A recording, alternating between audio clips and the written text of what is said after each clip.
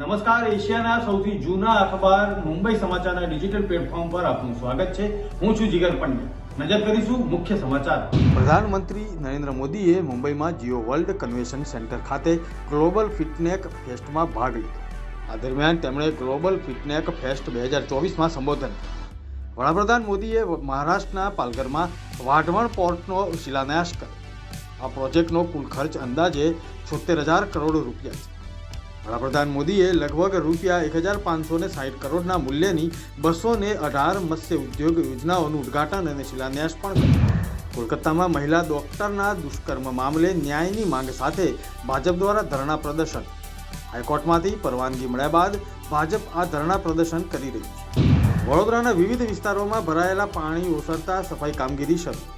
સુરત મનપાના 350થી વધુ કર્મચારીઓ પાણી અને કચરાના નિકાલ, રસ્તાઓ પરના અવરોધો દૂર કરવા સહિતની વિવિધ કામગીરીમાં લાગ્યા. જામનગરમાં પ્રભારી મંત્રી મુળુભાઈ બેરાએ જામજોધપુર ખાતે પૂરના પ્રવાહમાં તણાઈ ગયેલા મૃતક પરિજનોને મળીને સાંત્વના પાઠવી.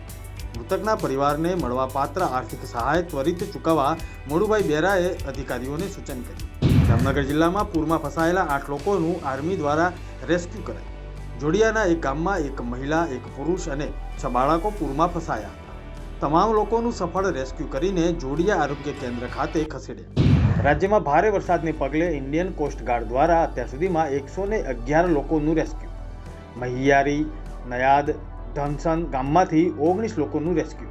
પરિગા અને મુક્તનગરમાંથી 31 લોકોનું રેસ્ક્યુ. ભરૂચ જિલ્લામાં ઢાઢર નદીએ ભયજનક સપાટી પાર કરતા આમોદ જંબુસરમાં વાહન વ્યવહાર ખોરવાયો. આમોદ પોલીસની સરાહનીય કામગીરી. મધ્યપ્રદેશ અને સંતરામપુરના 2 મુસાફરોનું સુરક્ષિત રૂપે રેસ્ક્યુ. ભારત અને સાઉદી અરેબિયાએ જાહેર ક્ષેત્રના ઓડિટિંગમાં દ્વિપક્ષીય સહયોગ વધારવા માટે રિયાદમાં MOU ઉપર હસ્તાક્ષર કર્યા. ભારતના કંટ્રોલર અને ઓડિટર જનરલ ગિરીશ ચંદ્ર મુર્મુ અને સાઉદી જનરલ કોર્ટ ઓફ ઓડિટના પ્રમુખ ડોક્ટર હુસમ અલ અંગારીએ હસ્તાક્ષર કર્યા. વડાપ્રધાન નરેન્દ્ર મોદીની મુંબઈ મહારાષ્ટ્રની મુલાકાત પૂર્વે મુંબઈમાં કોંગ્રેસના સાંસદ વર્ષા ગાયકવાડ સહિત અન્ય નેતાઓએ પોલીસે કરી હાઉસ એરેસ્ટ. પીએમ મોદીના કાર્યક્રમ વખતે મહાવિકાસ આઘાડીના નેતાઓ દ્વારા સંભવિત વિરોધ પ્રદર્શન કરવાની શંકાને લઈને મુંબઈ પોલીસની નેતાઓ સામે કાર્યવાહી. ભારત પેરાલિમ્પિક શૂટર અવની લેખારાએ મહિલાઓની 10 મીટર એર રાઇફલમાં ગોલ્ડ મેડલ જીત્યો, જ્યારે ભારતીય પેરાલિમ્પિયન શૂટર મોના અગ્રવાલે બ્રોન્ઝ મેડલ જીત્યો. આ હતા અત્યાર સુધીના મુખ્ય સમાચાર. જોતા રહો મુંબઈ સમાચારનું ડિજિટલ પ્લેટફોર્મ. નમસ્કાર.